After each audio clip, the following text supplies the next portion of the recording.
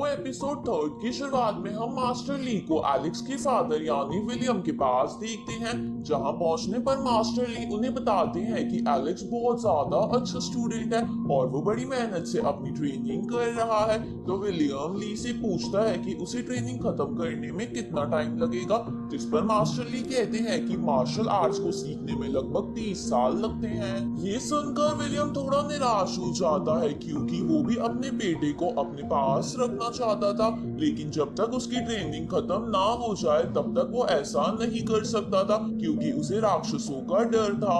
इस तरफ हम एलेक्स को देखते हैं जो पहले से भी बहुत ज्यादा हार्ड ट्रेनिंग कर रहा था, लेकिन एक दिन उसे लगता है कि ट्रेनिंग की वजह से वो स्ट्रॉन्ग तो बन रहा है पर इसमें उसे बहुत ज्यादा टाइम लग रहा है। इसलिए वो इसका सॉल्यूशन खोजने के लिए अपने ग्रैंडफादर के दिए हुए स्क्रोल्स को पढ़ने लगता है। जहां ऐसा करते करते एलेक्स एक बार फिर से इंटरनल पावर्स को एक्टिवेट करने की कोशिश करता है, जिसमें वो कामयाब होने ही वाला था पर वो एनर्जी फिर से बिखर जाती है। लेकिन एलेक्स देखता है कि उस बिखरी हुई एनर्जी को उसकी बोन्स और मसल्स एब्सॉर्ब कर रही हैं। ये देखकर एलेक्स बहुत खुश हो जाता है। अगले दिन एलेक्स अपनी ध्यान लगाने वाली ट्रेनिंग को और बढ़ा देता है, लेकिन अभी भी उसे लाइट की स्पीड जितना फास्ट बनना था, लेकिन उसके लिए उसे इंटरनल पावर्स की जरूरत थी पर एलेक्स के पास वो नहीं थी।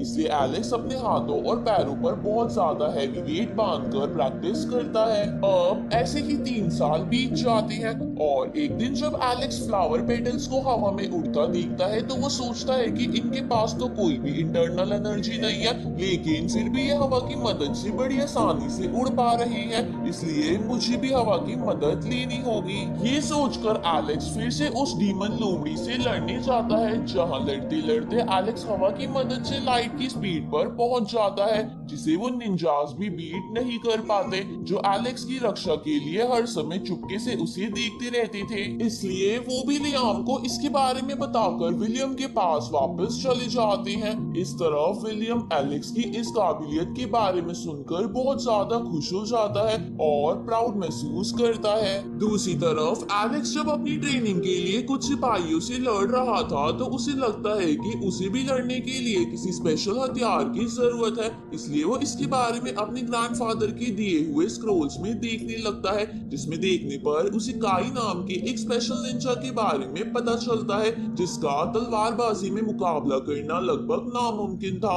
अब एलेक्स उन स्क्रोल्स को पढ़ते पढ़ते गलती से उनकी एक सीक्रेट सील को तोड़ देता है, जिसके टूटते ही काई का होलोग्राम बाहर आता है जो उसे बताता है कि वो एक मर्डरर निंजा है जो कमांड मिलने पर लोगों का मर्डर करते हैं। लेकिन हमारी ट्रेनिंग बिल्कुल भी आसान नहीं होती, जब हम छोटे होते हैं तभी से हमसे मर्डर करवाए जाते हैं। ये सुनकर एलेक्स हैरान हो जाता है। इसके बाद काई उसे उसकी एक स्पेशल टेक्निक के बारे में बताता है, जहां वो अपने हाथ में एक तलवार को ऐसे छुपा लेता था कि किसी को भी पता ना चले और एकदम से लाइट की स्पीड में उस तलवार को बाहर निकालकर सामने वाले को मार देता था। ये सुनकर एलेक्स भी एक छोटी से हथियार को लेकर कुछ सिपाहियों पर प्रैक्टिस करता है पर वो हथियार बीच में ही टूट जाता है। इसलिए एलेक्स डिसाइड करता है कि वो अपने फादर विलियम के राज्य में जाकर वहां से एक स्पेशल हथियार लाएगा, क्योंकि अब विलियम एक राजा था, इसलिए उसके पूरे परिवार के लिए उस राज्य के सेनापति ने एक स्पेशल मटेरियल से हथियार बना रखे थे। अब एलेक्स जिया और ओलिवर से मिलकर वहां पहुंचता है तो वो सेनापति उसे एक छोटी सी तलवार दिखाता है जो बहुत ही हार्ड मेटल से बनी थी, जिसे तोड़ना लगभग नामुमकिन था। वो तलवार एलेक्स को बहुत पसंद आती है, इसलिए वो उसे अपना पर्सनल हथियार बना लेता है। दूसरी तरफ हम कुछ मास्क वाले लोगों को देखते हैं जो ओलिवर और जिया के विलेज पर हमला करने के लिए आगे बढ़ रहे थे और यहीं पर हमारा 3rd एपिसोड यहीं